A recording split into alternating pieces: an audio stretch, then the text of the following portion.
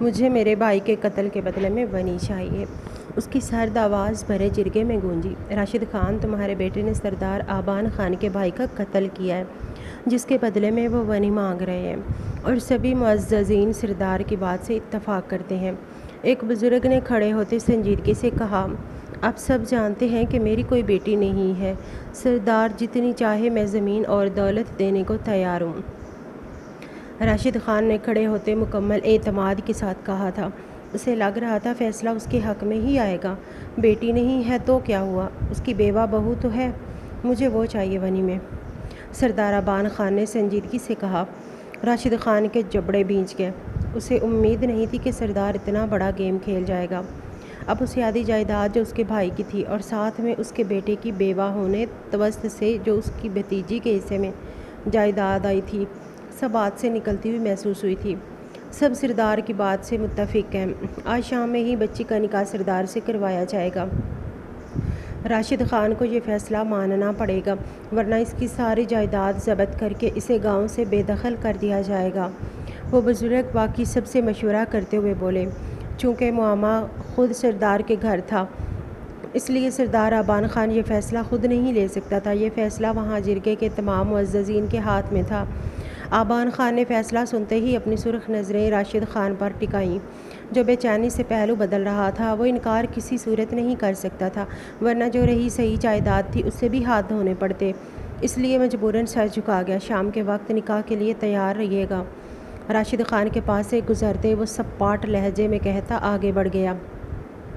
راشد خان غصے سے مٹھیاں بھینچ کر رہ گیا۔ کچھ ہی دیر میں اس کی جیپ اور اس کے پیچھے گارڈز کی 2 گاڑیاں دھول اڑاتی وہاں سے نکلی تھیں۔ کیا فیصلہ ہوا جرگے میں؟ راشد خان کے گھر میں قدم رکھتے ہی ناز بیگم نے پوچھا۔ زرمش ونی ہوگی، اس کو تیار کر دو، شام میں نکاح ہوگا اس کا سردار آبان خان سے۔ راشد خان نے سپاٹ لہجے میں کہا۔ خان جی، آپ کیا کہہ رہے ہیں؟ آپ جانتے ہیں نا، اگر زرمش گئی تو ہمیں آدھی سے زیادہ جائیداد سے ہاتھ دھونے پڑیں گے، اس لیے تو ہم نے اس کی فہد کے جانے کے بعد دوسری شادی نہیں کی۔ ناز بیگم بے چینی سے بولی۔ یہ تو تمہارے بیٹے کو قتل کرنے سے پہلے سوچنا چاہیے تھا۔ خود تو کم بخت بھاگ گیا ہے، اور اب اگر زرمش کو ونی نہیں کیا تو ہمیں گاؤں بدر کر دیا جائے گا، پھر ہاتھ میں برتن لے کر بھیک مانگنے کے در پر ہوں گے۔ منظور ہے تو نہیں کرتے زرمش کو ونی؟ راشد خان غصے سے گڑائے۔ ناز بیگم سن سی کھڑی ہو گئیں۔ وہ اپنے کمرے کی کھڑکی کے قریب کھڑی گولڈن براؤن بالوں کا جوڑا بنائے، جس میں سے کچھ آوارہ لٹیں اس کے چہرے کے گرد جھول رہی تھیں۔ اس کے ہاتھ میں پینٹ برش تھا، جو نہایت مہارت سے کینوس پر چل رہا تھا۔ پینٹنگ مکمل کرتے اس نے ایک نظر کینوس کو دیکھا، جس میں اسے کچھ کمی سی محسوس ہوئی۔ برش میں رنگ لیتے وہ واپس کینوس پر رکھتی، اس سے پہلے اس کے کمرے کا دروازہ دھڑ دھڑا بج اٹھا۔ وہ لمحوں میں گھبرا گئی۔ اس نے اپنا پینٹنگ کا سارا سامان اٹھاتے جلدی سے سب کچھ بیڈ کے نیچے رکھا اور بیڈ پر پڑا دوپٹہ اٹھا کر اوڑھا۔ باہر سے ناز بیگم کی آوازیں آ رہی تھیں، جو اسے کوسنے دیتی ہوئی دروازہ کھولنے کا کہہ رہی تھیں۔ وہ تیز تیز قدم لیتی دروازے کی طرف بڑھی۔ جیسے اس نے دروازہ کھولا، ناز بیگم کا ہاتھ سیدھا اس کے بالوں پر گیا تھا۔ آہ تائی جان! وہ درد سے کراہتی ان سے اپنے بال چھڑوانے کی کوشش کرنے لگی۔ منحوس ماری، سارا کچھ تیری وجہ سے ہو رہا، نہ میں اپنے بیٹے کی شادی تجھ سے کرواتی اور نہ وہ مرتا، اور اب تیرے منحوس کے میرے گھر میں رہنے کی وجہ سے میرا دوسرا بیٹا بھی تیرے کالے سائے میں آ گیا، اس کو بھی مجھ سے دور جانا پڑا۔ مسلسل اس کو زد و کوب کرتی ہوئی ساتھ چیخ رہی تھی۔ زرمش مار کھاتے ہوئے اپنا بچاؤ کرنے کی کوشش کر رہی تھی۔ سامان باندھ لے اپنا، شام میں تیرا نکاح ہے سردار آبان خان کے ساتھ، تو ونی ہو رہی ہے۔ تیری منحوسیت یہاں سے نکلے گی تو ہی میرا بیٹا فیضان گھر واپس آ سکے گا۔ وہ اپنا غصہ نکالتی اسے چھوڑ کر پیچھے ہوتی بولی۔ زرمش نیچے بیٹھی خالی نظروں سے انہیں دیکھنے لگی تو اس کے سگے تائی نے بھی اپنے بیٹے کی آزادی کے لیے اس کی زندگی داؤ پر لگا دی۔ وہ 10 سال کی تھی جب اس کے ماں باپ اس دنیا سے چلے گئے۔ وہ اپنے باپ کے گھر میں ہی رہتی تھی۔ آج سے 6 سال پہلے جب وہ 16 سال کی تھی، تب تو اسے نکاح مطلب بھی صحیح سے سمجھ پتا نہیں تھا۔ اتنی سی عمر میں اس کا نکاح اس کے تایا جان نے اپنے 25 سالہ نیم پاگل بیٹے سے کر دیا، یہ کہہ کر کہ وہ اسے محفوظ رکھنا چاہتے ہیں۔ اس گھر میں دونوں جہاں لڑکے تھے اور اس کا رشتہ اس گھر میں ہمیشہ جڑا رکھنے کے لیے وہ اسے باہر کہیں نہیں بھیجنا چاہتے، اس لیے وہ نکاح کر لے۔ تب اس کی تائی نے کہا تھا کہ اگر وہ نکاح کرے گی تبھی اسے پرائیویٹ میٹرک کے بعد تعلیم حاصل کرنے دی جائے گی۔ ورنہ نہیں۔ اس نے تب خاموشی سے بنا کسی بھی سوال جواب کے نکاح کر لیا تھا، لیکن 1 سال بعد ہی جب فہد کی حالت اس کی بیماری کی وجہ سے بہت زیادہ بری ہوئی تو وہ اس دنیا سے رخصت ہو گیا، اور 17 سال کی عمر میں ہی اس پر بیوہ کا اٹیک لگ گیا۔ دن رات اسے ناز بیگم کے طعنے شانے سننے کو ملتے اور مار بھی کھانے کو ملتی۔ بس ایک بات تھی جس میں وہ کچھ نہیں کر پائی تھی کہ اس نے راشد خان سے اجازت لی تھی اپنی تعلیم جاری رکھنے کی، جو جانے کیا سوچ کر راشد خان نے ہاں کر دی تھی، لیکن اس کو پرائیویٹی تعلیم حاصل کرنے کا کہا تھا۔ اس کا گھر سے باہر نکلنا بالکل بند تھا۔ وہ کوشش کرتی تھی کہ ناز بیگم کے مزاج کے مطابق ہی کام کرے تاکہ ان کی ڈانٹ پھٹکار سے بچی رہے۔ فہد کے جانے کے 5 سال بعد اب بھی اس کی تائی نے اسے کبھی شوخ رنگ نہیں پہننے دیا تھا۔ سارا دن اسے کاموں میں مصروف رکھتی تھی۔ وہ خاموشی سے ہر کام کرتی تھی، اور جب اسے فارغ وقت ملتا تھا وہ رنگوں سے پیار کرنے والی لڑکی اپنا کینوس اور رنگ لے کر بیٹھ جاتی تھی اور اس میں رنگ بھرنے لگتی تھی۔ اس کا یہ شوق صرف اسے یہاں پھر ان کے گھر میں کام کرنے والی بوا، جن کی بیٹی کے ساتھ اس نے میٹرک تک پڑھا تھا اور اس کی اچھی دوست بھی تھی، انہیں پتہ تھا، کیونکہ وہ اپنی بچی کو شہر سے تعلیم دلوا رہی تھی اور زرمش اپنے کینوس اس سے ہی منگواتی تھی۔ اسے نہیں پتہ تھا کہ فیضان قتل کر کے بھاگا ہے۔ وہ تو صبح اٹھ کر معمول کے مطابق کچن میں بوا کا ہاتھ بٹانے کے بعد باقی سارے کام کرتے۔ راشد خان کے گھر سے چلے جانے اور ناز بیگم اپنے کمرے میں جانے کے بعد خود کمرے میں آئی تھی اور موقع دیکھتے کینوس لے کر بیٹھ گئی، اور اب اس کی تائی نے بم اس کے سر پر پھوڑا تھا۔ ایسا لگ رہا تھا کہ اس کی زندگی کے سارے رنگ ہی ختم ہو گئے ہوں۔ اس کے تایا تائی اتنے بے حس تھے کہ یہ جاننے کے بعد کہ اس نے ونی میں جانے کے بعد اس کے ساتھ کیسا سلوک ہوگا، پھر بھی اس کو ونی کر رہے ہیں۔ انہوں نے کیوں فیضان کو جرگے میں پیش نہیں کیا؟ اس نے صبح دیکھا تھا کہ فیضان اسٹور روم میں جا رہا تھا، جہاں ڈے وہ واپس ہی نہیں آیا تھا۔ اس کا مطلب تھا کہ وہ وہیں سے ہی گھر کے نیچے بنے خفیہ کمرے میں چھپ کر بیٹھا تھا۔ خود تایا جان اس کے ساتھ گئے تھے اور 10 منٹ بعد ہی واپس کھانے کی ٹیبل پر آ بیٹھے۔ کتنی ہی مختلف سوچیں اسے گھیرے ہوئے تھیں۔ اس کے ماں باپ زندہ ہوتے تو کبھی اس کے ساتھ یہ سلوک نہ ہونے دیتے۔ وہ کتنی ہی دیر اس حالت میں بیٹھی رہی تھی کہ اسے خبر ہی نہ ہوئی کب 11 سے 5 بجے وہ شام تک اسی حالت میں بیٹھی رہی۔ بوا کمرے میں داخل ہوئی تو اس کی حالت دیکھ کر رونے لگی۔ زرمش بیٹا، ناز بیگم صاحبہ نے آپ کو نیچے بلایا ہے۔ سردار اور ان کے ساتھ جرگے کے نمائندے آئے ہیں نکاح کے لیے۔ بوا اس کے کندھے پر ہاتھ رکھتی بھرائے ہوئے لہجے میں بولی تو زرمش نے خالی نظروں سے انہیں دیکھا۔ جب اس کے تایا تائی نے ہی یہ فیصلہ کر دیا تھا تو وہ کہاں جا کر فریاد کرتی؟ وہ کچھ نہیں کر سکتی تھی، خاموشی سے کھڑی ہو گئی۔ اتنے میں ناز بیگم کمرے میں داخل ہوئی۔ تم ابھی تک تیار نہیں ہوئی؟ خالدہ، چادر اڑاؤ اسے، جتنی جلدی یہ نیچے جائے گی اتنی جلدی ہی نکاح ہوگا، اور اس سے اور اس سردار سے جان چھوٹے گی ہماری، اور میرا بیٹا چین کی سانس لے پائے گا۔ ناز بیگم غصے سے دھاڑی۔ بوا نے ان کے کہنے پر جلدی سے اسے چادر اڑا دی۔ لڑکی، خبردار جو نیچے جا کر تم نے کوئی تماشا کیا تو یاد رکھنا یہ گھر بھی تمہارا نہیں رہے گا، تمہیں میں جہاں سے بھی دھکے مار کر نکال دوں گی۔ ناز بیگم اس کی کلائی بچڑ کر اسے اپنے ساتھ گھسیٹتے ہوئے بولی۔ وہ کسی روبوٹ کی مانند ان کے ساتھ بھاگتی چلی جا رہی تھی۔ تھوڑی ہی دیر میں وہ چند لوگوں کی موجودگی میں زرمش آبان خان بن چکی تھی۔ اس کی جیپ خان حویلی کی طرف رواں دواں تھی۔ اس کا مکمل فوکس ڈرائیونگ پر تھا، جیسے ساتھ بیٹھا وجود وہاں ہو ہی نہ۔ جیپ خان حویلی کے پورچ میں آ کر رکی تو آبان خان نے اسٹیئرنگ پر گرفت مضبوط کی اور ایک گہری نظر اپنے ساتھ بیٹھی اس لڑکی پر ڈالی جو سفید چادر میں لپٹی کسی بے جان مورتی کی طرح ساکت تھی۔ اس کے چہرے کے تاثرات سے کچھ بھی پڑھنا ناممکن تھا۔ راشد خان نے اپنی جائیداد بچانے کے لیے اپنی ہی بھتیجی کو ونی کر کے اس کے حوالے کر دیا تھا، لیکن آبان خان کے دل میں اس معصوم کے لیے کوئی دشمنی نہیں تھی۔ اس کا مطلب صرف اپنے بھائی کے خون کا حساب برابر کرنا اور راشد خان کے غرور کو خاک میں ملانا تھا۔ آبان خان باہر نکلا اور دوسری طرف کا دروازہ کھول کر زرمش کو اترنے کا اشارہ کیا۔ زرمش نے لرزتے ہوئے جیپ سے باہر قدم رکھے۔ اس کا دل سینے میں ہتھوڑے کی طرح بج رہا تھا۔ اسے لگ رہا تھا کہ وہ ایک جہنم سے نکل کر دوسری بڑی آگ میں قدم رکھ رہی ہے، جہاں اس کے ساتھ قیدیوں سے بدتر سلوک کیا جائے گا۔ وہ چادر کو خود کے گرد مزید لپیٹتی ہوئی آبان کے پیچھے چلنے لگی، جس کے روبدار قدم حویلی کے دالان میں گونج رہے تھے۔ حویلی کے بڑے ہال میں قدم رکھتے ہی سامنے سے ایک باوقار خاتون تیز قدموں سے ان کی طرف بڑھی۔ ان کے چہرے پر پریشانی اور ہمدردی کے ملے جلے تاثرات تھے۔ یہ آبان خان کی والدہ نازلین بیگم تھیں، جنہوں نے جیسے ہی زرمش کو دیکھا ان کی آنکھوں میں آنسو آ گئے تم دونوں؟ وہ کھڑی ہوتی ان دونوں کو دیکھتی مسکرا کر بولی۔ آبان خان سر ہلاتے ہوئے ان کے سامنے اپنا سر جھکا گیا، جس پر پیار دیتے نازلین بیگم نے آگے بڑھ کر زرمش کو بھی اپنے ساتھ لگایا، جو ان کے اس قدر نرم لہجے پر حیرت کی مورت بنی تھی۔ بیٹا تم ٹھیک تو ہو نا؟ برسوں سے تمہیں دیکھنے کو ترس رہی تھی اور آج کہیں جا کر میری خواہش پوری ہوئی ہے۔ نازلین بیگم اس کا چہرہ اپنے ہاتھوں کے پیالے میں بھرتی نم لہجے میں بولی، اماں صاحب بیٹھ جائیں، آپ کے گھٹنوں میں درد ہونے لگے گا۔ آبان نے انہیں اب تک کھڑے دیکھ کر سنجیدگی سے کہا تو نازلین بیگم زرمش کا ہاتھ پکڑ کر اسے اپنے ساتھ صوفے پر بٹھا گئیں۔ تم نے مجھے پہچانا نہیں؟ اس کی آنکھوں میں حیرت دیکھتے نازلین بیگم نے مدھم مسکراہٹ کے ساتھ کہا، میں یہاں ونی وہ اٹک اٹک کر بولی، ہاں بچے میں جانتی ہوں، آبان تمہیں ونی میں لایا ہے لیکن نکاح کر کے لایا ہے، تم اس حویلی کی بہو ہو اور میری بھانجی بھی، یہاں تمہارے ساتھ ونی جیسا سلوک بالکل بھی نہیں ہوگا۔ نازلین بیگم نے مسکرا کر کہا تو زرمش بھانجی لفظ پر اٹک سی گئی، میں تمہاری اماں صاحب کی سگی بہن ہوں، خاندان میں چلتے سلوں کی بنا پر میں کبھی شادی کے بعد شاہ زمین سے مل نہیں پائی اور پھر دیکھیں اس کی موت کی خبر ملی۔ میں نے کوشش کی تھی تم سے ملنے کی لیکن راشد خان نے ملنے نہیں دیا، میرا بہت دل کرتا تھا تمہیں دیکھنے کو، اور دیکھو آج حالات جیسے بھی ہیں تم میرے سامنے بیٹھی ہو۔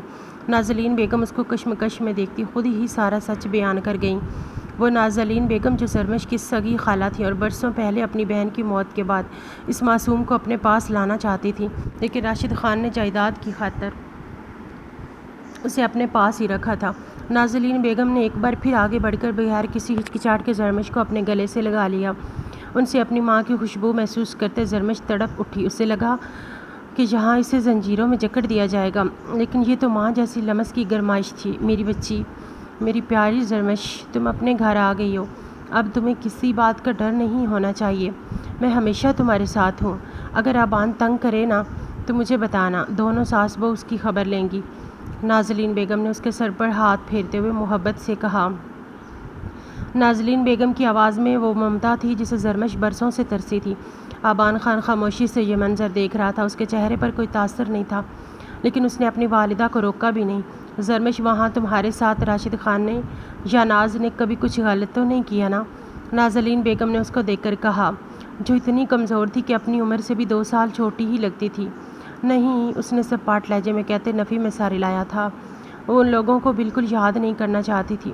راشد خان نے میری بہن کی نشانی کو مجھ سے دور رکھا، لیکن خدا کا کرنا دیکھو، تم میری ہی بہن کی بیٹی ہو اور آج میری بہو بن کر میرے پاس آ گئی ہو، اب کوئی تمہیں دکھ نہیں دے گا۔ نازلین بیگم نے مسکرا کر کہا تو زرمش نظریں جھکا گئی، اسے تو یہ سب بالکل ایک خواب جیسا لگ رہا تھا۔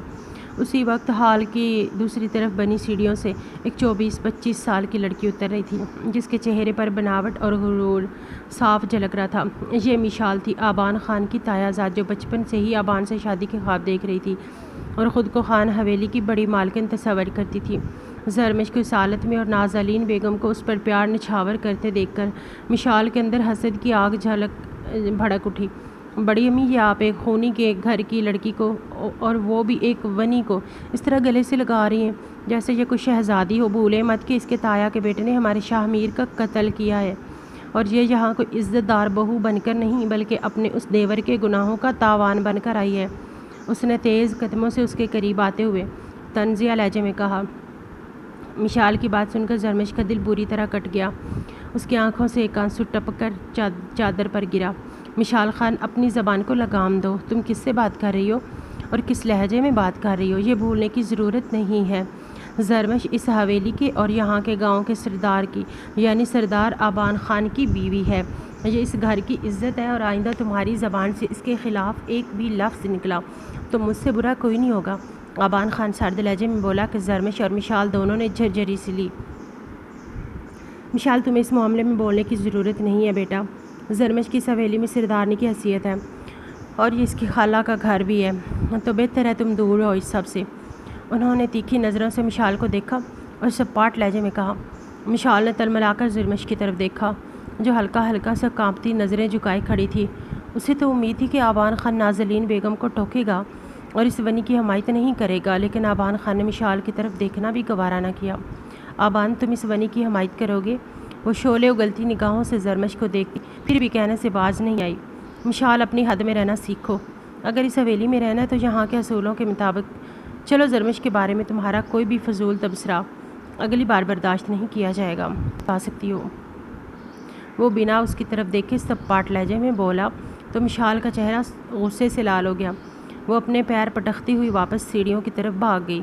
نازلین بیگم نے زرمش کا ہاتھ تھاما۔ تم اس کی باتوں کا بالکل اثر مت لینا میری جان، وہ ایسی ہی ہے، چلو میں تمہیں تمہارے اور آبان کے کمرے میں لے چلتی ہوں۔ تم بہت تھک گئی ہوگی، وہ نرمی سے بولی۔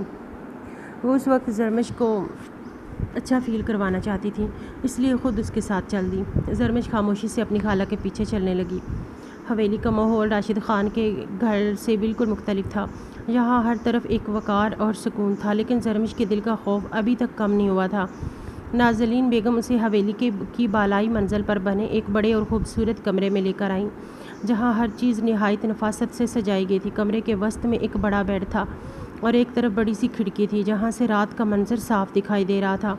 نازلین بیگم نے زرمش کو بیڈ پر بٹھایا اور اس کے سر سے چادر ہٹاتے ہوئے اس کے خوبصورت گولڈن براؤن بالوں کو دیکھا جو اس کے چہرے پر بکھرے ہوئے تھے۔ نازلین بیگم کی آنکھیں پھر سے نم ہو گئیں۔ تم بالکل اپنی ماں جیسی ہو زرمش، بالکل میری شازمین جیسی معصوم۔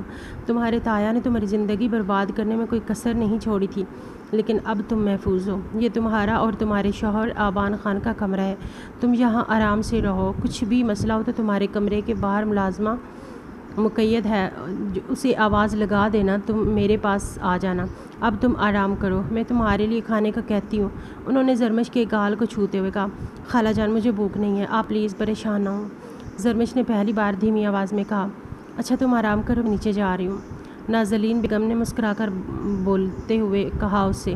اس کی پیشانی پر لب رکھتے ہوئے باہر کی طرف بڑھ گئی۔ نازلین بیگم کے جانے کے بعد زرمش کمرے میں اکیلی رہ گئی۔ وہ بیڈ کے ایک کونے میں سمٹ کر بیٹھ گئی۔ کمرے کی خاموشی اس کے خوف کو بڑھا رہی تھی۔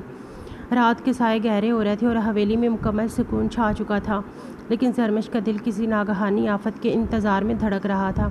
اسے رہ رہ کر اپنے تایا راشد خان اور تائی ناز بیگم کے الفاظ یاد آ رہے تھے کہ ونی کی زندگی ایک قیدی جیسی ہوتی ہے اور سردار آبان خان اس سے اپنے بھائی کے قتل کا بدلہ لے گا۔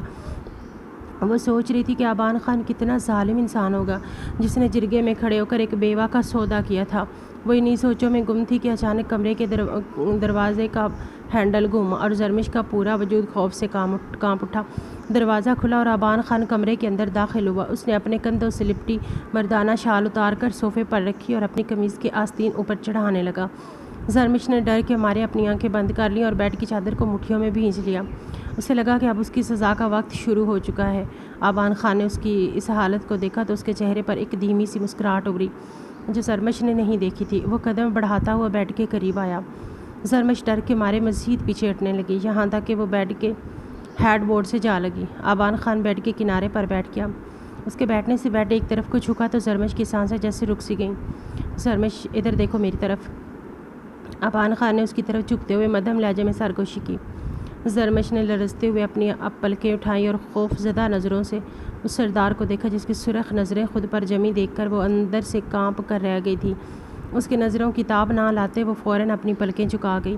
آبان نے اس کی حالت دیکھتے ایک گہرا سانس لیا۔ تم جتنا ڈر رہی ہو اس کی کوئی ضرورت نہیں ہے۔ میں جانتا ہوں کہ تم اس جرگے کے فیصلے اور راشد خان کی سیاست کی وجہ سے یہاں آئی ہو، لیکن میں کوئی درندہ نہیں ہوں اور نہ ہی میں کسی معصوم لڑکی سے بدلہ لینے کا قائل ہوں۔ وہ بول رہا تھا اور زرمش کی سماعتیں گویا سن سی ہو رہی تھیں۔ زرمش نے حیرت سے اسے دیکھا۔ کیا یہ وہی سردار آبان خان تھا جس کے اس نے قصے سن رکھے تھے کہ وہ اتنا سخت ہے کہ لوگ اس کے سامنے آتے ہی تھر تھر کانپنے لگتے ہیں؟ آبان نے اس کی حیران نظریں خود پر محسوس کیے بھی اپنی بات جاری رکھی۔ راشد خان کو چکانے کے لیے مجھے یہ کھیل کھیلنا پڑا۔ اگر میں تمہیں ونی میں نہ مانگتا تو وہ اپنی جائیداد بچانے کے لیے کسی اور حد تک جاتا اور تمہاری تائی تمہاری زندگی مزید اجیرن کر دیتی۔ مجھے اماں سائی نے تمہارے بارے میں سب بتایا تھا اور میں نے ان سے وعدہ کیا تھا کہ ان کی بھانجی کو ہر حال میں یہاں لے کر آؤں گا۔ مجھے سب خبر ہے کہ تم پر وہاں کیا ظلم ہوتا رہا ہے، اس لیے تم خود کو یہاں قیدی مت سمجھو۔ یہ تمہارا اپنا گھر ہے اور تم یہاں پوری آزادی اور عزت کے ساتھ رہو گی۔ آبان نے اس کی طرف دیکھتے سنجیدہ لہجے میں کہا۔ زرمش کو یقین نہیں آ رہا تھا کہ جو شخص اس کے سامنے بیٹھا ہے وہ اتنی نرمی سے بات کر سکتا ہے۔ کیا آپ مجھ سے اپنے بھائی کے قتل کا بدلہ نہیں لیں گے؟ کیا آپ مجھے سزا نہیں دیں گے؟ اس نے ہچکچاتے ہوئے پوچھا۔ آبان خان کی آنکھوں میں ایک سنجیدگی آئی۔ فیضان نے جو کیا اس کی سزا اسے قانون دے گا یا میرا خدا دے گا۔ پولیس اس کو بہت جلد ڈھونڈ لے گی۔ اس میں تمہارا کوئی قصور نہیں ہے۔ تم ایک معصوم لڑکی ہو اور میری ماں کی بہن کی بیٹی ہو۔ اس ناطے سے بھی اور اب میری بیوی ہونے کے ناطے سے بھی تمہاری حفاظت اور عزت میری ذمہ داری ہے، اس لیے اپنے دل سے یہ سارے خوف نکال دو۔ وہ نارمل انداز میں بولا تو زرمش نے آبان خان کے چہرے پر سچائی دیکھی۔ اس کے دل کا بوجھ جیسے ہلکا ہو گیا۔ اس کے اعصاب جو صبح سے تنے ہوئے تھے اب آہستہ آہستہ پرسکون ہونے لگے۔ آپ کو ایک بات کہوں؟ اس کو اٹھتے دیکھ وہ لرزتے ہوئے لہجے میں بولی تو آبان خان ٹھٹک کر رکا۔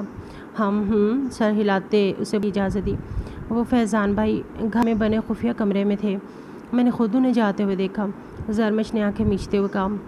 اسے لگ رہا تھا کہ اس بات پر اسے ڈانٹ پڑنے والی ہے، لیکن جب اس کے ساتھ کچھ غلط کیا ہی نہیں گیا، اسے ونی سمجھا ہی نہیں گیا، تو اب وہ بھی چاہتی تھی کہ آبان کے بھائی کا مجرم پکڑا جائے۔ کیا کہا؟ آبان نے حیرت سے اسے دیکھا۔ میں سچ کہہ رہی ہوں، وہ تھوک نگلتے ہوئے بولی، لیکن پلیز آپ نے کہا ہے کہ قانون فیضان بھائی کو سزا دے گا۔ کس جذبات میں بہک کر یہ کہہ رہی تھی، اس کو پلکیں جھپکتے دیکھ آبان خان کے دل میں ہلچل سی مچی تھی۔ وہ بالکل اس کے قریب بیٹھتا، اس کے چہرے پر پھونک مارتے بال پیچھے کر گیا کہ زرمش نے بے ساختہ آنکھیں بند کی۔ میں اپنی بات کا پکا ہوں، اس کو سزا قانون ہی دے گا، لیکن تمہاری اس مدد کے ذریعے وہ بہت جلد پولیس تک پہنچ جائے گا، اس کے لیے شکریہ۔ اس کے کان کے پاس جھک کر بولتا وہ وہاں اپنے سلگتے لب رکھ گیا۔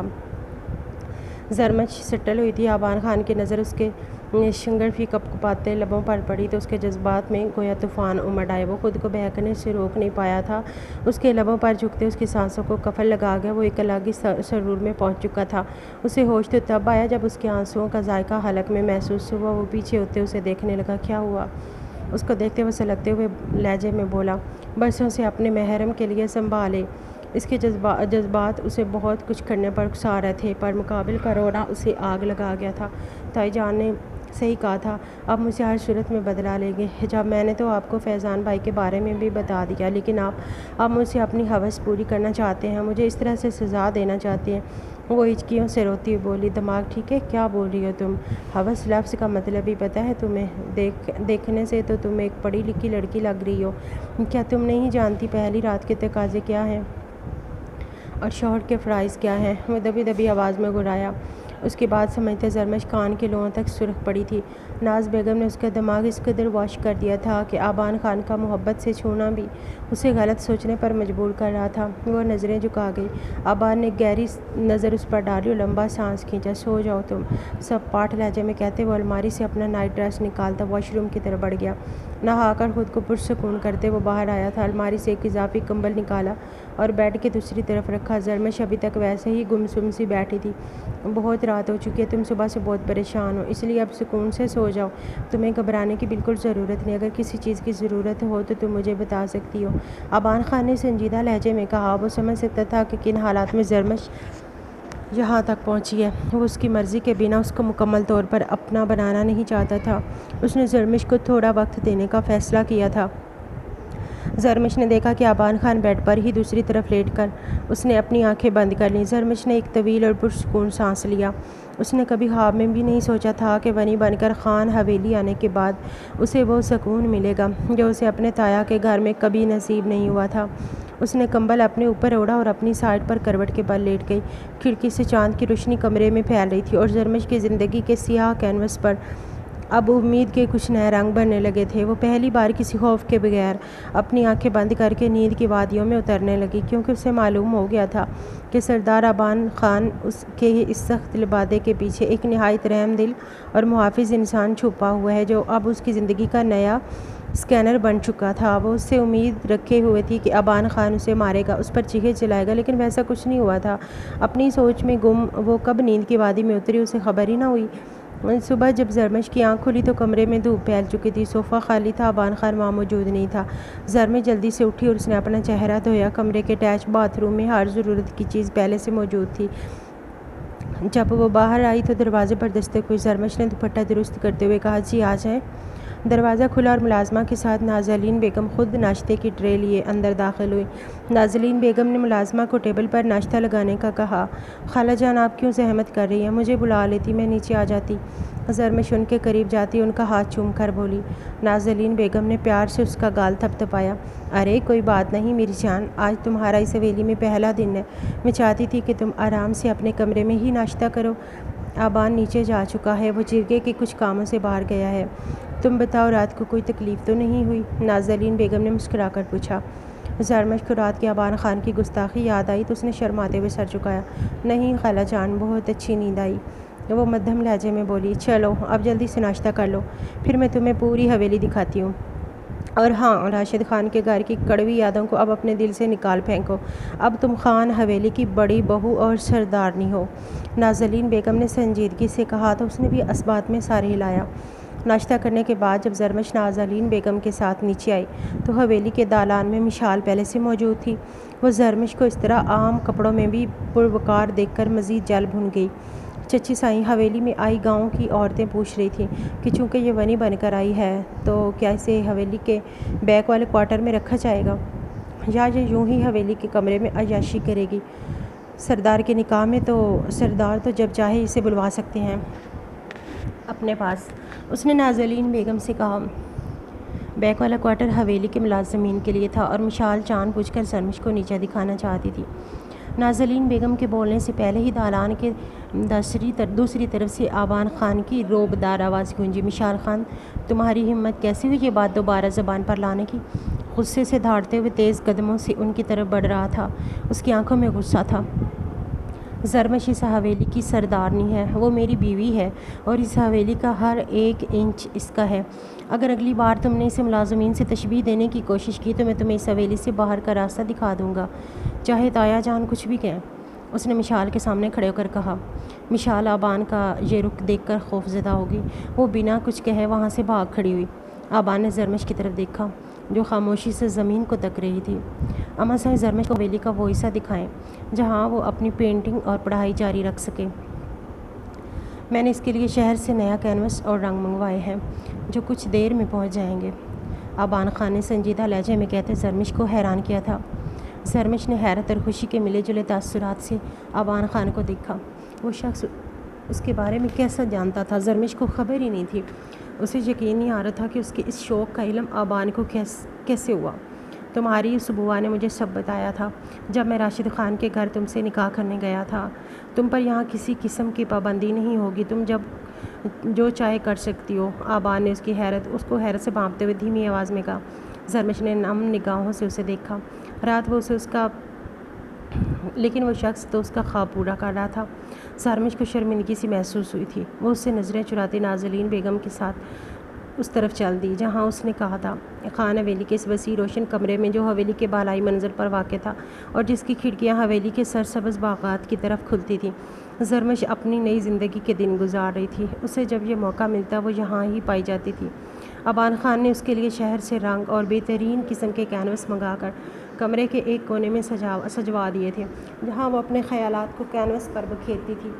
نازلین بیگم زیادہ سیڑھیاں نہیں چڑھ پاتی تھیں، وہ بھی بناتی دن میں کئی بار ان کے پاس جاتی، انہیں دکھاتی تھی جس پر وہ خوش ہوتے تھے، اس پر اپنی ممتا نچھاور کرتی، جس سے زرمش کو زندگی میں پہلی بار یہ احساس ہوا تھا کہ محبت اور تحفظ کیسے ہوتا ہے۔ لیکن حویلی کا ہر فرد زرمش کے حق میں نہیں تھا۔ مشال خان جو بچپن سے خود کو اس کی حویلی کی اگلی سردارنی اور آبان خان کی بیوی تصور کرتی آئی تھی، وہ زرمش کی اس عزت اور حیثیت کو کسی صورت تسلیم کرنے پر تیار نہیں تھی۔ اس کے دل میں حسد اور نفرت کی آگ دن بدن بھڑک رہی تھی۔ وہ ہر طرف اسی طاق میں رہتی تھی کہ کوئی ایسا موقع ملے جس سے وہ زرمش کو آبان خان اور نازلین بیگم کی نظروں میں گرا سکے اور اسے اس حویلی سے ذلیل و خوار کر کے باہر نکلوا دے۔ زرمش کی حویلی میں موجودگی اسے اپنی شکست کا منہ بولتا ثبوت لگتی تھی، اس لیے اس نے زرمش کی حرکات و سکنات پر نظر رکھنا شروع کر دی تھی۔ حویلی میں ایک نیا ملازم آیا تھا جس کا نام ساجد تھا اور وہ باغات کی دیکھ بھال اور حویلی کے بیرونی کاموں کے لیے رکھا گیا تھا۔ ایک دن دوپہر جب نازلین بیگم اپنے کمرے میں آرام کر رہی تھی اور آبان خان حویلی سے باہر اپنے ڈیرے پر موجود تھے، زرمش اپنے کمرے کی کھڑکی کے پاس کھڑی تھی۔ جب اس نے دیکھا کہ حویلی کے بیک ورلڈ میں ہلچل سی تھی، اس نے نیچے دیکھا تو ساجد وہاں کچھ سامان رکھ رہا تھا۔ زرمش کو معلوم تھا کہ ساجد شہر سے اس کی دوست کا بھیجا وہ کچھ تعلیمی مواد اور پینٹنگ کے مخصوص رنگ لے کر آیا تھا جو اس نے بوا کے ذریعے منگوائے تھے۔ زرمش نے سوچا کہ وہ خود جا کر ساجد سے وہ سامان لے لے تاکہ کسی کو زحمت نہ ہو۔ بات سنے، وہ دھیمے قدموں سے نیچے آئی اور حویلی کے عقبی لان میں جہاں کم دھوپ تھی وہاں کھڑے ساجد کو آواز لگا گئی۔ یہ سب کیا ہے؟ اس نے بند پیکٹ دیکھتے ہوئے پوچھا جو مکمل ریپ تھا۔ اسے اندازہ تھا لیکن پھر بھی پوچھنا مناسب سمجھا۔ وہ بی بی سائیں آپ کے لیے شہر سے سامان آیا ہے۔ بس میں نعیمہ بی کو آواز لگانے والا تھا۔ ساجد نے نہایت احترام سے سر جھکائے ہوئے کہا، نہیں اس کی ضرورت نہیں ہے، آپ مجھے دے دیں، میں خود لے جاؤں گی۔ زرمش نے کچھ جھجکتے ہوئے کہا، وہ اوپر ہی جا رہی تھی تو خود لے جاتی۔ اب تک کی زندگی میں اس نے اپنے سارے کام خود کیے تھے لیکن یہاں تو نازلین بیگم اسے ہاتھ بھی نہیں لگانے دیتی تھی۔ زرمش کے کہنے پر ساجد نے وہ پیکٹ زرمش کے حوالے کیا۔ شکریہ۔ زرمش نے مدھم مسکراہٹ کے ساتھ اس کا شکریہ ادا کیا۔ ساجد سر جھکائے وہاں سے چلا گیا۔ وہ دونوں صرف 2 منٹ کے لیے وہاں کھڑے تھے۔ بی بی سائیں آپ کے لیے سردار سائیں کی طرف سے پیغام تھا کہ مزید کچھ چاہیے ہو تو اس بار آپ اپنی دوست کو کہنے کی جگہ مجھے بتائیے گا۔ مجھے ان چیزوں کی سمجھ ہے، میں لے آؤں گا۔ ساجد نے سنجیدگی سے کہا، یہ پارسل ڈیرے پر آیا تھا تو آبان خان نے ساجد سے کہا تھا کہ جس کو یہ پارسل دو گے اسے یہ پیغام بھی دے دینا کہ سردارنی تک پہنچا دیں۔ کیونکہ ساجد خان تھوڑا بہت پڑھا لکھا تھا اس لیے وہ ان سب چیزوں کے بارے میں جانتا تھا۔ مصروفیت کے باعث آبان خان خود نہیں جا سکتا تھا اور دوسرے کسی کو پہلے علم نہیں تھا، اس لیے زرمش کی دوات ہی یہ سب سامان لے کر بھیجتی تھی۔ ٹھیک ہے، زرمش نے اس بات میں سارے لایا۔ ساجد اسے آبان خان کا پیغام دے رہا تھا۔ وہیں مشال خان جو اسی موقع کی تلاش میں تھی وہ حویلی کے دوسرے حصے میں چھپی کھڑی تھی۔ اس کے ہاتھ میں اس کا جدید موبائل فون تھا۔ اس نے فوراً اپنے فون کا کیمرہ آن کیا اور مختلف زاویوں سے زرمش اور ساجد کی تصویریں بنانا شروع کر دی تھیں۔ تصویریں اس انداز سے لی گئی تھیں کہ دور سے دیکھنے والے کو ایسا لگے جیسے زرمش اس ملازم کے بہت قریب کھڑی ہے اور ان کے درمیان کوئی گہرا رابطہ یا خفیہ گفتگو چل رہی ہے۔ زرمش کے چہرے کی مسکراہٹ اور ساجد کا جھکا ہوا سر تصویروں میں ایک الگ ہی کہانی بیان کر رہے تھے۔ مشال کے چہرے پر ایک زہر آلود اور فاتحانہ مسکراہٹ ابھری۔ اسے لگا کہ اب اس کے ہاتھ وہ ہتھیار لگ گیا ہے جس سے وہ ایک ہی وار میں اس کی بنی کی سردارنی والی حیثیت کو خاک میں ملا دے گی۔ وہ دل ہی دل میں خوش ہوتی ہوئی اپنے کمرے کی طرف بڑھ گئی اور شام کا انتظار کرنے لگی جب آبان خان واپس حویلی آئے گا۔ شام کے وقت حویلی کے بڑے ہال میں معمول کے مطابق سبھی جمع تھے۔ نازلین بیگم صوفے پر بیٹھی تسبیح پڑھ رہی تھی اور زرمش ان کے پاس ہی بیٹھی خاموشی سے زمین کو تک رہی تھی۔ آبان خان دن بھر کے تھکے ہارے حویلی میں داخل ہوا تھا۔ اس نے آتے ہی سب کو سلام کرتے اپنی شال اتاری اور صوفے پر بیٹھ گیا۔ ملازم نے ان کے لیے پانی کا گلاس آگے کیا جو اس نے ایک ہی سانس میں پی لیا۔ زرمش نے جھکی نظروں سے اپنے شوہر کو دیکھا جس نے اسے ایک نئی زندگی دی تھی۔ اسی وقت مشال خان سیڑھیوں سے اتر کر ہال میں آئی۔ اس کے چہرے پر چلی اور مکاری کے تاثرات واضح تھے۔ وہ سیدھی آبان خان کے سامنے آ کر کھڑی ہو گئی۔ چھوٹی امی اور آبان خان، میں نے پہلے بھی کہا تھا ایک خونی کے گھر کی لڑکی اور ونی کبھی اس حویلی کی عزت نہیں بن سکتی لیکن آپ سب نے میری بات کو نظر انداز کر دیا اور مجھے خاموش کروا دیا، مشال نے بلند اور طنزیہ آواز میں کہا جس سے ہال میں موجود تمام ملازمین اور نازلین بیگم متوجہ ہو گئیں۔ آبان خان نے اپنی سرخ اور گہری نظریں مشال پر ٹکائیں۔ مشال خان، میں تمہیں پہلے بھی خبردار کیا تھا کہ اپنی زبان کو لگام دو۔ زرمش کے خلاف ایک بھی لفظ میں برداشت نہیں کروں گا۔ تم اب تک اپنی حد نہیں سمجھی۔ آبان خان کے لہجے میں سردی اور غصہ تھا لیکن مشال اس بار پیچھے ہٹنے والی نہیں تھی۔ اس نے اپنے فون کو آن کیا اور آبان خان کے سامنے لہرایا، میں اپنی حد بہت اچھی طرح جانتی ہوں آبان خان، لیکن افسوس ہے کہ آپ اس لڑکی کی محبت میں اتنے اندھے ہو چکے ہیں کہ آپ کو اس حویلی کی غیرت اور اپنے بھائی کا خون سب بھول گئے ہیں۔ ذرا دیکھیے اس پاک دامن سردارنی کو جسے آپ نے سر پر بٹھا رکھا ہے، یہ حویلی کے نئے ملازم ساجد کے ساتھ بیک یارڈ میں کیا گل کھلا رہی ہے۔ مشال نے تصویریں آبان خان کے بالکل سامنے کر دیں۔ نازلین بیگم نے حیرت اور پریشانی سے مشال کی طرف دیکھا اور پھر زرمش کو دیکھا جس کا چہرہ خوف اور صدمے سے سفید پڑ چکا تھا۔ زرمش نے جب وہ تصویریں دیکھی تو اس کے پاؤں تلے سے زمین نکل گئی۔ ان تصویروں میں وہ ساجد کے بہت قریب کھڑی دکھائی دے رہی تھی اور ساجد اس کے سامنے جھکا ہوا تھا۔ مشال نے پورے ہال میں تماشا کھڑا کر دیا تھا۔ دیکھیں چھوٹی امی، یہ ہے آپ کی لاڈلی بھانجی اور بہو جو حویلی کے نوکروں کے ساتھ تنہائی میں ملتی ہے اور ان سے باتیں کرتی ہے۔ اس ونی کی حقیقت یہی ہے، یہ راشد خان کے گھر سے جو تربیت لے کر آئی ہے وہ سب کے سامنے ہے۔ اس نے ہمارے شاہ میر کے خون کا سودا کر کے یہاں عیاشی شروع کر دی ہے۔ وہ بس بولتی چلی جا رہی تھی اور زرمش حق دق تھی۔ مشال کی آواز پورے ہال میں گونج رہی تھی۔ زرمش لرزتے ہوئے کھڑی ہو گئی، اس کی آنکھوں میں آنسو تیرنے لگے۔ نہیں، یہ جھوٹ ہے، میں نے ایسا کچھ نہیں کیا، خدا کی قسم میں سچی ہوں۔ تائی جان نے میرے ساتھ جیسا بھی رویہ رکھا وہ میرا مسئلہ ہے، لیکن میں جھوٹ نہیں بول رہی۔ مشال، آپ خدا کے لیے مجھ پر اتنا بڑا الزام مت لگائیں۔ زرمش نے روتے ہوئے نفی میں سارے لایا۔ اس کا پورا وجود کانپ رہا تھا، اسے لگ رہا تھا کہ ایک بار پھر اس پر ظلم کے پہاڑ توڑے جائیں گے اور آبان خان اس کی جان لے لے گا۔ نازلین بیگم بھی پریشان ہو کر کھڑی ہو گئی۔ مشال، یہ تم کیا بکواس کر رہی ہو؟ زرمش ایسی لڑکی نہیں ہے، تم تصویروں کو غلط رنگ دے رہی ہو۔ انہوں نے زرمش کی حمایت کرنی چاہی، لیکن مشال نے انہیں بیچ میں ہی ٹوک دیا۔ چھوٹی امی، تصویریں جھوٹ نہیں بولتی، آپ خود دیکھ لیں کہ کتنے قریب کھڑے ہیں۔ اور زرمش کے چہرے کی مسکراہٹ بتا رہی ہے کہ ان کے درمیان کیا چل رہا ہے۔ آپ اس کی طرفداری کریں گی؟ وہ موبائل نازلین بیگم کے سامنے کر گئی، جو صدمے سے اس تصویر کو دیکھتی زرمش کی طرف دیکھنے لگیں۔ ان کی خالی نگاہیں محسوس کرتے زرمش نے نفی میں سارے لایا تھا۔ آبان خان نے ایک نظر ان تصویروں پر ڈالی، اس کے چہرے کے تاثرات بالکل سپاٹ اور سخت ہو چکے تھے، اس کی آنکھوں میں ابھرنے والے تاثرات کو پڑھنا ناممکن تھا۔ اس نے مشال کے ہاتھ سے فون لیا اور تصویروں کو پھر سے دیکھا۔ سب ہی کی نظریں اس پر تھیں۔ زرمش دل ہی دل میں اللہ کو پکار رہی تھی، اسے لگ رہا تھا کہ اس کی زندگی کا کینوس اب ہمیشہ کے لیے کالا ہونے والا ہے۔ آبان خان صوفے سے کھڑا ہوا، اس نے گرجدار آواز میں حویلی کے چوکیدار کو آواز دی، بخت خان، ساجد کو اسی وقت میرے سامنے ہال میں پیش کرو۔ آبان خان کا حکم سنتے ہی بخت خان باہر کی طرف بھاگا۔ ہال میں مکمل خاموشی چھا گئی تھی، صرف زرمش کی سسکیوں کی آواز آ رہی تھی۔ مشال کے چہرے پر پہلے جو مسکراہٹ تھی اب وہ گھبراہٹ میں بدلنے لگی۔ اس پہلو پر تو سوچا ہی نہیں، لیکن اسے یقین تھا کہ وہ ساجد کو بھی جھوٹا ثابت کر دے گی اور ساجد کے آتے ہی زرمش پکڑی جائے گی اور آبان خان غصے میں آ کر زرمش کو سزا دے گا۔ چند ہی منٹوں میں بخت خان ساجد کو لے کر ہال کے اندر لے آیا۔ ساجد حویلی کے سردار کے سامنے اس طرح اچانک بلائے جانے پر شدید خوف زدہ تھا، اس کے ہاتھ پیر کانپ رہے تھے اور وہ سر جھکائے کھڑا تھا۔ آبان خان ساجد کے قریب گیا اور وہ فون جس میں مشال کی لی ہوئی تصویریں تھیں اس کے سامنے کیا۔ ساجد، یہ تصویر دیکھو اور مجھے سچ سچ بتاؤ کہ بیک یارڈ میں تمہارے اور سردارنی کے درمیان کیا بات ہو رہی تھی۔ اگر تم نے ایک لفظ بھی جھوٹ بولا تو یاد رکھنا خان حویلی کی سزا بہت سخت ہوتی ہے۔ آبان خان کی سرد اور باروب آواز نے ساجد کو مزید ڈرا دیا۔ ساجد نے تصویر دیکھی اور خوف سے گھٹنوں کے بل زمین پر بیٹھ گیا، اس کے اندر اپنی جان جانے کا خوف تھا۔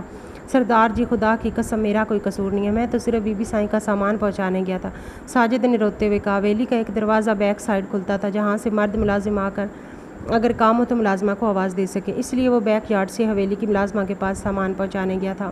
جب وہ زرمش پہنچ گئی، سامان؟ کون سا سامان؟ اور تمہاری ہمت کیسے ہوئی سردارنی سے براہ راست ملنے کی؟ مشال نے بیچ میں چیلنجنگ انداز میں کہا۔ آبان خان نے ایک سخت نظر مشال پر ڈالی، جس سے مشال کی زبان گنگ ہو گئی۔ ساجد، تم بولو، کون سا سامان تھا وہ؟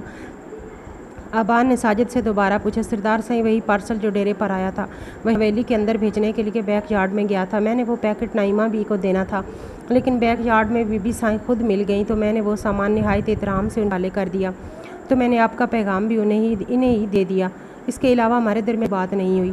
سردار جی، میں ایک غریب انسان ہوں، میری اتنی جرأت کہاں کہ میں حویلی کی سردارنی کے بارے میں کچھ غلط سوچوں یا ان سے کوئی فضول بات کروں۔ یہ تصویر اس وقت لی گئی ہے جب میں انہیں وہ پیکٹ دے رہا تھا۔ ساجد نے ہاتھ جوڑ کر روتے ہوئے پوری سچ بیان کر دی۔ ساجد کی بات سن کر مشال خان کے چہرے کی رنگت اڑ گئی، اس کے پیروں تلے سے زمین نکل گئی، اسے امید نہیں تھی کہ یہ سب بھی ہو سکتا ہے۔ نازلین بیگم نے ایک طویل اور پرسکون سانس لیا اور مشال کی طرف غصے سے دیکھا۔ مشال، تم نے اپنی گند سوچ کے تحت ایک معصوم لڑکی اتنا بڑا الزام لگا دیا، تمہیں شرم آنی چاہیے۔ نازلین بیگم غصے سے بولی۔ آبان خان نے ساجد کی طرف دیکھا۔ ساجد، تم جا سکتے ہو، دوبارہ حویلی کی عورتوں سے مخاطب ہونے کی ضرورت نہیں ہے، ورنہ اسی وقت اپنا سر قلم سمجھنا، آبان نے سپاٹ لہجے میں کہا۔ ساجد جلدی سے اٹھا اور سر جھکاتا ہوا ہال سے باہر نکل گیا۔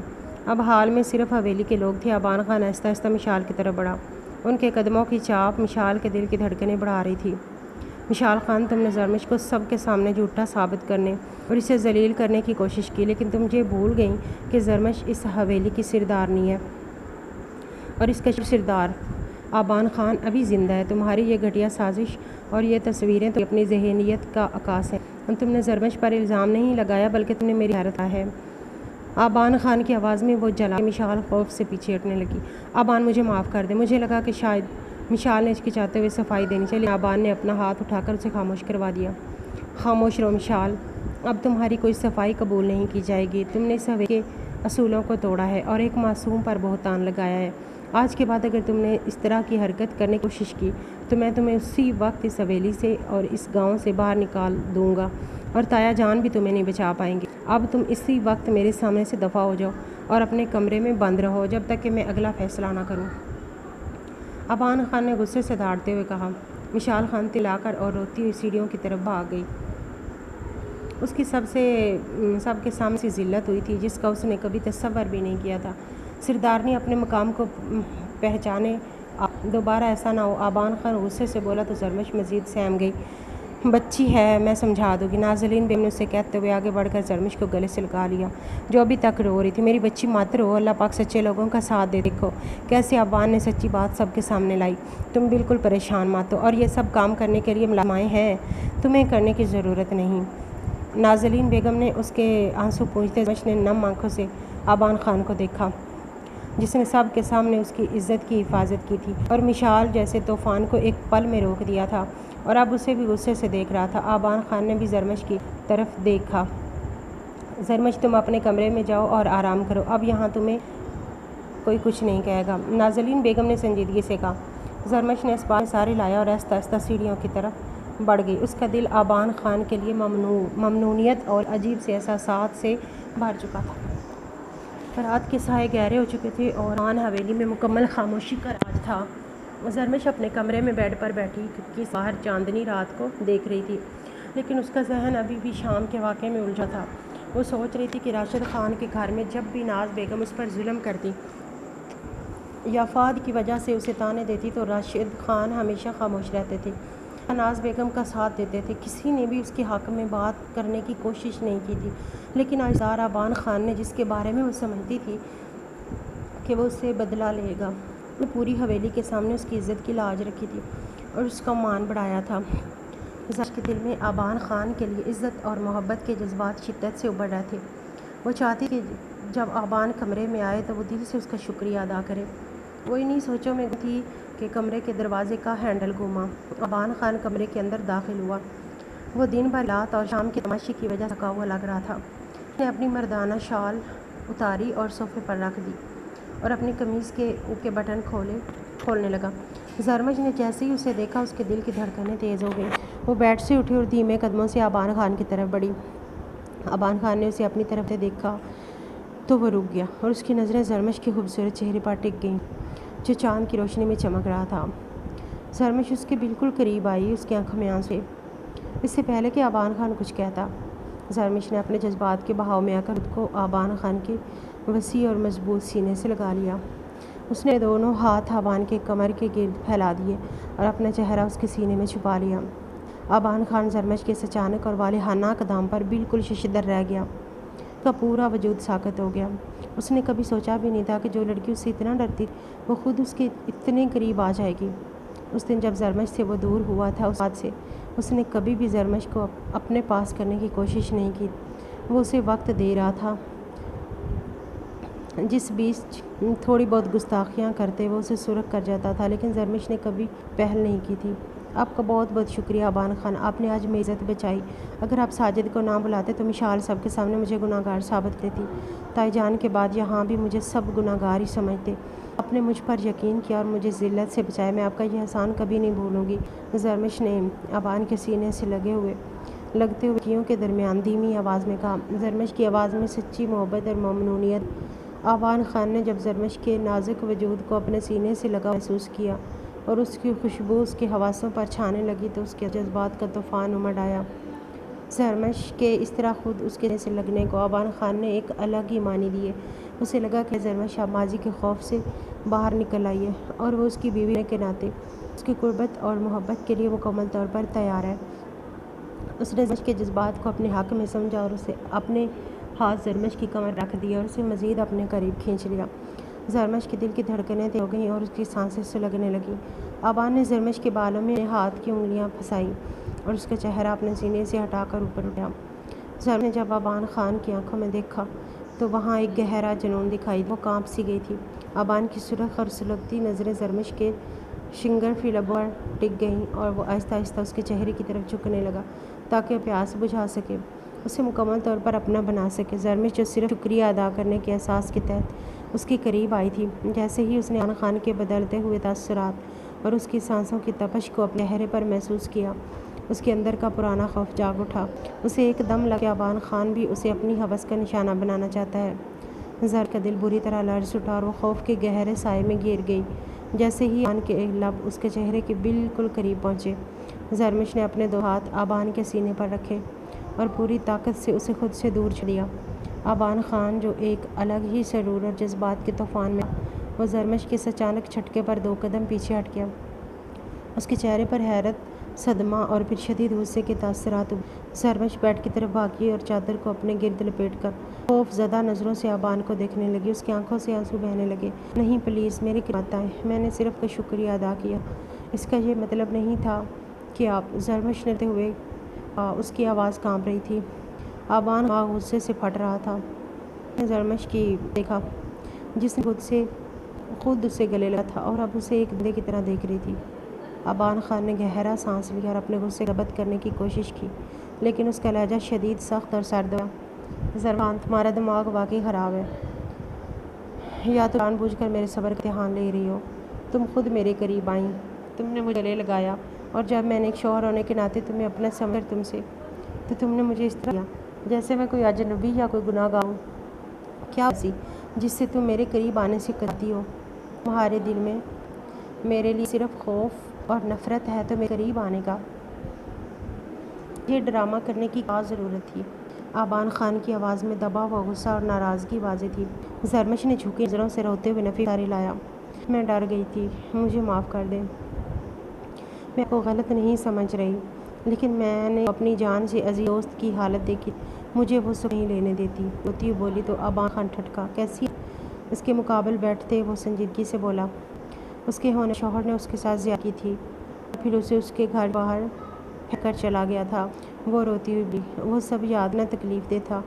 آبان خان ذہن میں بھی وہ واقعہ گھوما جب اس کے بابا سرداری عہدے پر فائز تھے اور انہوں نے اس شخص کو بیچ راہ پر پھانسی دی تھی۔ زرمش، میری طرف دیکھو، تمہاری اس کے مجرم کو سزا مل گئی تھی اسی وقت ہی، اور میں وعدہ کرتا ہوں ان سے کہ تمہارا بہت خیال رکھوں گا۔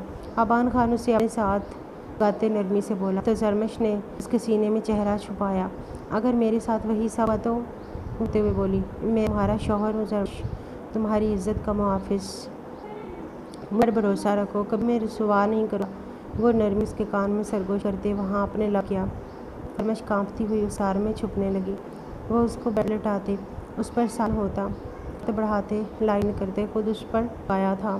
زرمش اس کے کہنے پر اس نے اعتبار کیا تھا اور خود کو اس پناہوں میں سونپ دیا تھا کہ آبان خان اپنے کہنے پر کھرا اترا تھا۔ وہ زرمش کی زندگی میں بار بن کر آیا تھا اور اس کے ہر دکھ درد کو ختم کرتا چلا گیا تھا۔ فیضان کو پھانسی کی سزا سنا دی گئی تھی۔ وہیں مشال کے والد نے اس کے لیے آئے اچھے رشتے کی حامی بھرتے اس کی شادی کروا دی تھی۔ زرمش اور آبان کا رشتہ گہرا ہوتا چلا گیا جب ان کی زندگی میں ننھے آبان خان نے قدم رکھا تھا۔